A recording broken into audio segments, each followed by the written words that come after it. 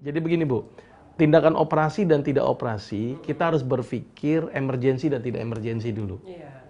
Kalau memang kedua benjolan itu menutup hidung semuanya, sehingga napas nggak bisa, maka saya wajibkan untuk operasi. Karena emergensi, darurat ini, nggak bisa ini. Ya, karena kalau herbal itu butuh waktu. Tapi kalau tidak emergensi, cuma separuh aja, napas masih bagus, cobalah dengan cara alami dulu. Kita evaluasi 4-6 bulan. Kalau tidak berespon, maka operasi jalan terburuk dari pilihan terburuk, saya bilang. Karena itu sudah alternatif terakhir. Nah, ada beberapa herbal yang saya anggap ini polip saja. Saya anggap ini polip, ya. Ini asumsinya polip ya? Asumsi polip. Karena ada juga pembesaran itu karena pembesaran konka akibat infeksi berulang. Nah, kalau konka akibat infeksi berulang itu tidak perlu dioperasi. Tapi kalau dokter ternyata bilang operasi, jangan-jangan polip.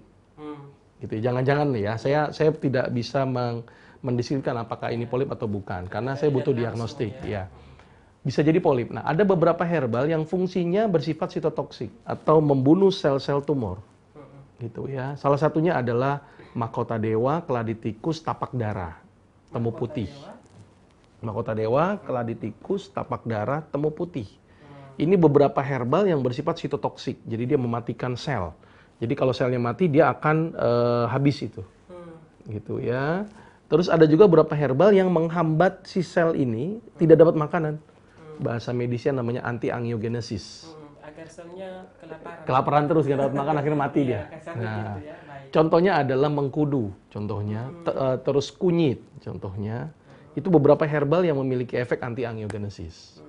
Gitu ya. Terus kemudian ada beberapa herbal yang bersifat meningkatkan imun, sehingga imunnya mampu memakan sel-sel tumornya nih. Dianggap sebagai musuh. Imunnya kan sel tumor tuh pinter. Imun juga pinter.